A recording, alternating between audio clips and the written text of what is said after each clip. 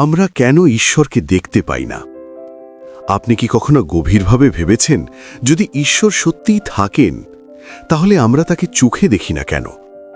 যদি তিনি আমাদের সৃষ্টি করে থাকেন, আমাদের জীবন পরিচালনা করেন, আমাদের ভালোবাসেন, তাহলে তিনি নিজেকে আমাদের সামনে স্পষ্ট করে প্রকাশ করেন না কেন?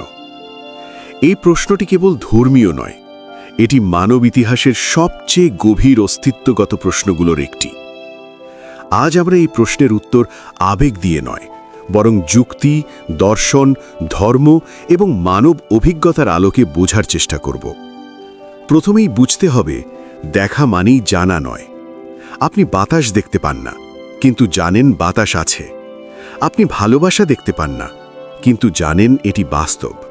আপনি চিন্তা দেখতে পান না, কিন্তু জানেন আপনি ভাবছেন।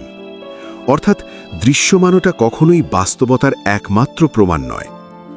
ধর্মীয় দৃষ্টিকোণ থেকে বলা হয়, ঈশ্বর অসীম ও সীমাহীন। ইসলামে বলা হয়েছে, চোখ তাকে ধারণ করতে পারে না, কিন্তু তিনি চোখকে ধারণ করেন। অর্থাৎ ঈশ্বর কোনো বস্তু নন যাকে দেখা যায়। তিনি সেই বাস্তবতা যার ভেতরে সব কিছু অস্তিত্ব লাভ করে। সীমিত চোখ দিয়ে অসীম সত্তাকে দেখা সম্ভব নয়, এটাই স্বাভাবিক। কিন্তু কেউ প্রশ্ন করতে পারেন, তাহলে ঈশ্বর নিজেকে স্পষ্ট করে প্রকাশ করেন না কেন, যাতে সবাই বিশ্বাস করে? এই প্রশ্নের উত্তর লুকিয়ে আছে বিশ্বাস ও স্বাধীনতার ভেতরে। যদি ঈশ্বর নিজেকে এমনভাবে প্রকাশ করতেন যে কেউ অস্বীকার করতে পারত না, তাহলে বিশ্বাস আর বিশ্বাস থাকত না, তা হয়ে যেত বাধ্যতা। অথচ ধর্ম চায় মানুষ স্বাধীনভাবে সত্যকে বেছে নিক, ভয় থেকে নয়, উপলব্ধি থেকে। বিজ্ঞানী দৃষ্টিকোণ থেকেও বিষয়টি গুরুত্বপূর্ণ। বিজ্ঞান কেবল সেই জিনিস নিয়েই কাজ করতে পারে যা পরিমাপযোগ্য ও পরীক্ষাযোগ্য। ঈশ্বর যদি বস্তু হতেন, তাহলে বিজ্ঞান তাকে ধরতে পারত। কিন্তু ঈশ্বর ধারণাটি বস্তু নয়, তিনি বস্তু জগতের উৎস বা ভিত্তি। তাই তাকে পরীক্ষাগারে না পাওয়া বিজ্ঞানের ব্যর্থতা নয়, এটি বিজ্ঞানের সীমা।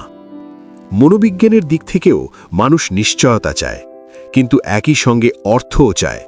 ঈশ্বরের অদৃশ্যতা মানুষকে বাধ্য করে সে কেবল চোখের প্রমাণ নয়, বরং জীবনের অর্থ, নৈতিকতা ও উদ্দেশ্যের আলোকে সত্য খুঁজুক।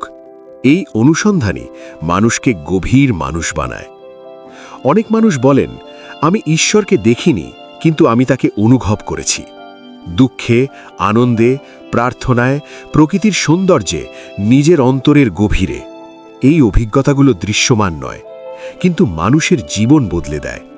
আর যা জীবন বদলায় তা অবাস্তব বলা কঠিন। তাহলে আমরা কেন ঈশ্বরকে দেখতে পাই না?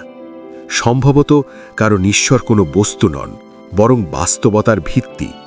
কারণ ঈশ্বর অদৃশ্য বলেই বিশ্বাস স্বাধীন হয়। কারণ ঈশ্বর ইন্দ্রিয়ের বাইরে বলেই মানুষ তাকে কেবল চোখে নয়, বরং অর্থ, নৈতিকতা ও অভিজ্ঞতার মাধ্যমে জানতে পারে। হয়তো ঈশ্বরকে না দেখা কোনো সমস্যা নয়, হয়তো এটিই বিশ্বাসের দরজা। শেষে আপনাকে একটি প্রশ্ন রেখে যেতে চাই। আপনি কি সত্যিই ঈশ্বরকে দেখতে চান, নাকি আপনি ঈশ্বরকে বুঝতে চান? কারণ দেখা মানে প্রমাণ পাওয়া, কিন্তু বোঝা মানে অর্থ পাওয়া। অডিওটি ভালো লাগলে লাইক করুন এবং কমেন্টে আপনার মতামত জানান পরবর্তী অডিও কোন টপিকের ওপর শুনতে চান। আর নতুন কিছু জানতে ভয়েস অফ ফিলসফি চ্যানেলটি সাবস্ক্রাইব করে আমাদের সাথে থাকুন। অডিওটি শেষ পর্যন্ত শোনার জন্য আপনাকে অসংখ্য ধন্যবাদ।